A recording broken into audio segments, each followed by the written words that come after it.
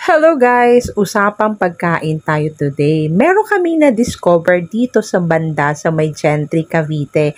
Pares po ito at ang pangalan ay Kambal Pares na kung saan merong buhunaro tayong nakikita dito at ang kanilang beef or karne talaga naman ay humihiwalay na at ang sabaw pag tinitingnan mo at naaamoy ko ay nakakatakam talaga.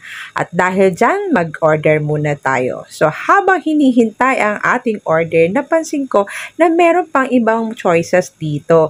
Meron po silang mga fully loaded na mga tapsilog. So hindi lang talaga siya tapsilog or silog, may additional pa. So sa ngayon, hinihintay natin ang ating order. Niready na natin ang of course ang ating paborito. At dahil dyan, eto na ang order namin, pares with bagnet at pares with setsarong bulaklak.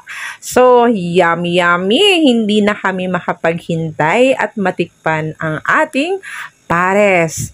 At talaga namang hindi ka magsisisi dahil amoy pa lang at sabaw pa lang ay ulam na. Ayan na nga ang sarap ng kain natin. So, guys, puntahan po ninyo ito. Tara, kain tayo. See you guys!